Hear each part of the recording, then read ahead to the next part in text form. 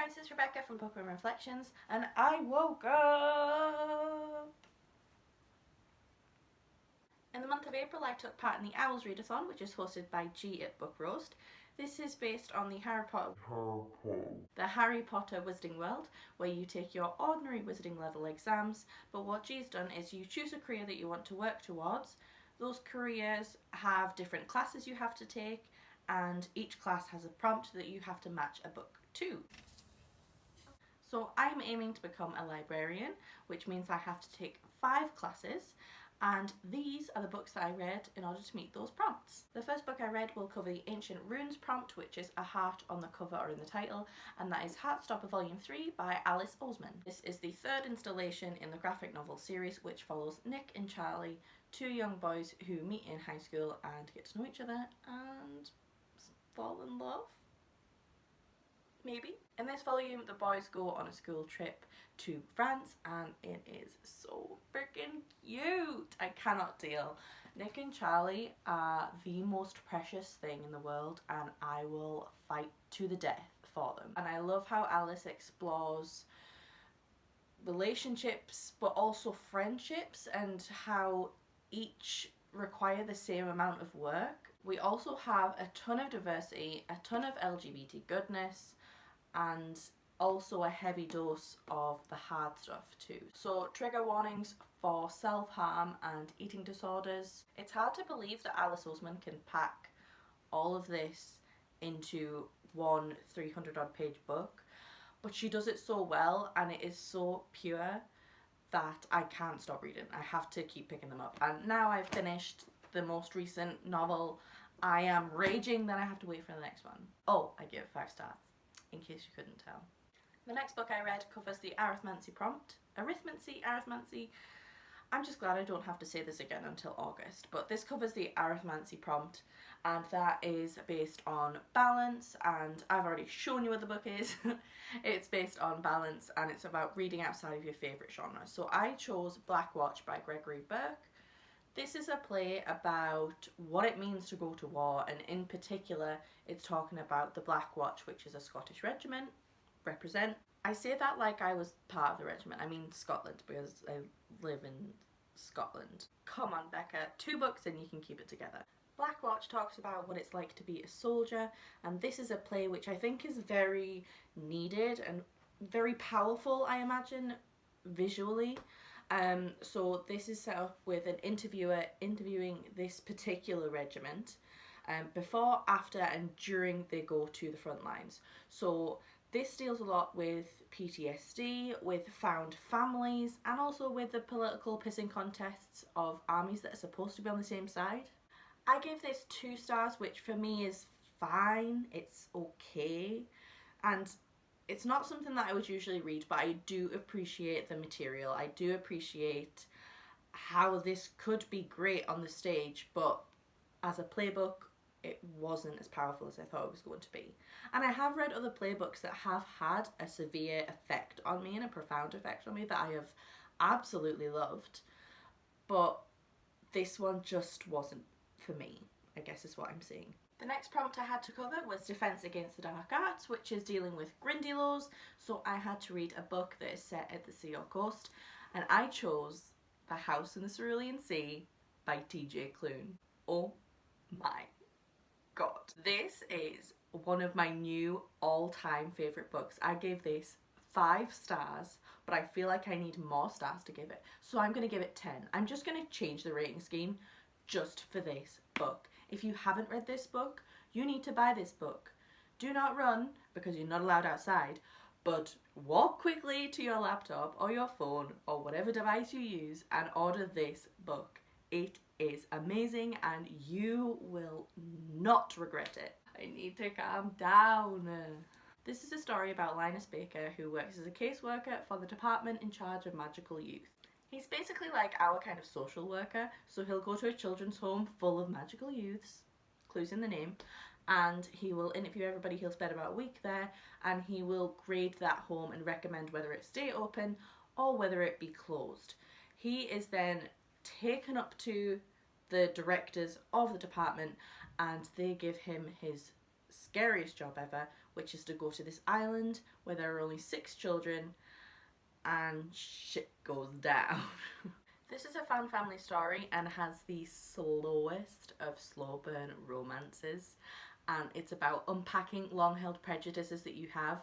And Linus at the beginning of this book is a completely different man to the man that he is at the end, and a lot of that is to do with the children and the story of the children and how they are not just their labels, which include a weird amorphous blob, a wyvern, a female gnome, a sprite, a were-Pomeranian, and the Antichrist. This is like a mix of the Umbrella Academy and Good Omens without the impending doom, but I am going to do a full review on this because there is so much that I want to talk about. It made me laugh out loud.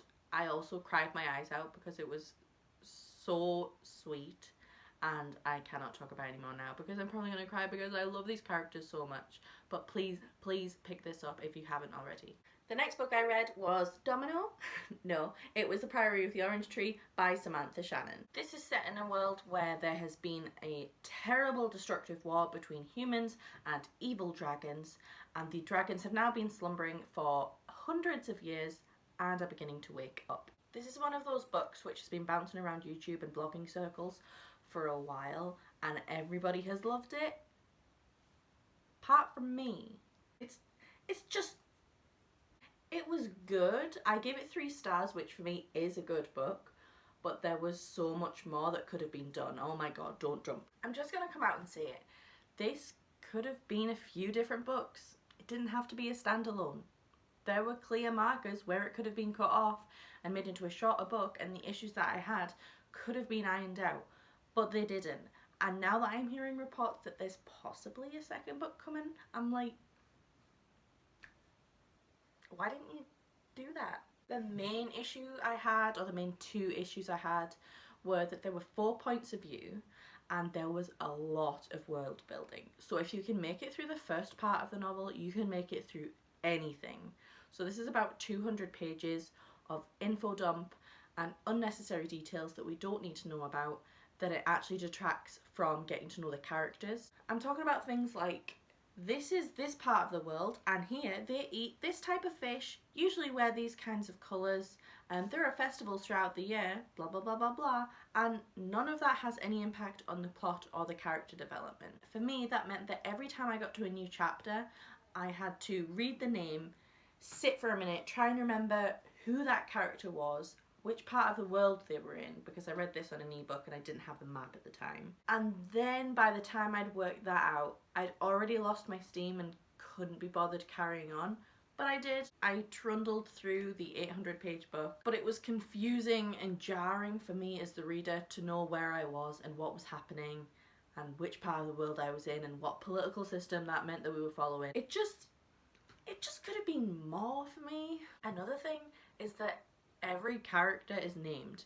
Even if they're in for a split second and then you never see them again, never hear about them again, every single character is named. So as a reader, I would see a character's name and think, they're probably going to be in this for a while. And some of the existing characters, some of the main ones that you get to meet, they don't make sense. You spend a lot of time getting to know them and getting through the world building to get to know them, and then they make decisions that don't make sense for them, which I just thought was something that Samantha Shannon, who has already written a series and is 4 books in, would have known how to do. So I'm not really sure what happened there. I just know that the actions were not backed up by the character's personality and traits, and what other characters thought about different characters didn't match up with the evidence that was in the text. So it was just a bit all over the place, and the plot, which we had been building and working towards for the entire book, was wrapped up way too quickly, about 30 pages to be exact, and it wasn't even an intense 30 pages. It was like, here's a battle scene, I'm going to walk you through the battle scene, and here's what happens next, and oh, I've just managed to do that thing that we've been freaking out about for the entire book. It just was anticlimactic is the word I would use. 3 stars, and I'm probably being generous giving it 3 stars. I'm not slating it as a book. I just was expecting more. and it could have been so much more. And once I did get to know the characters, I did enjoy them.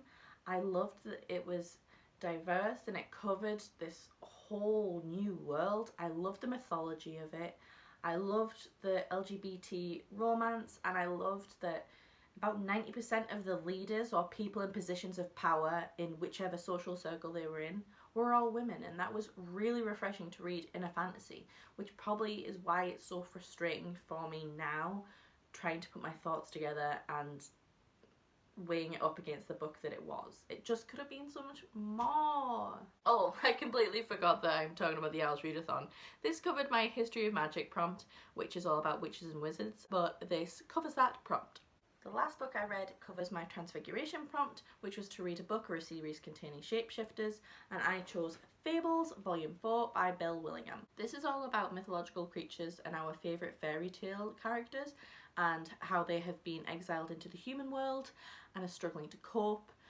And the idea of it was great. I'm 4 volumes into this, but I think that's because the first 2 I read when I was only just getting into comics and graphic novels, and I didn't realise how bad this was. It's kind of like Once Upon a Time, except everybody's depressed, misogynistic, rapey, and just downright awful. Yeah, I give this 2 stars, and again, I'm probably being a bit generous, but I'm just casting back to the first volume I read, where Beauty and the Beast are having marriage counselling because of bestiality issues, and Snow White is the mayor of this town, so it just...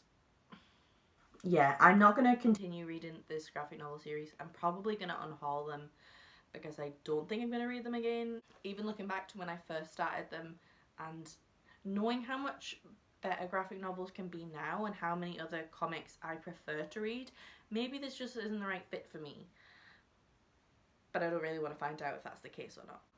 That was an emotional roller coaster. Thank you for watching my video. I hope you enjoyed it. Let me know if you liked the books I liked. Maybe you liked the books I didn't like. Let's talk about it in the comments, and let me know if you took part in the Owls Readathon and what career you're going for and which books you read. And I'll see you in August for the news.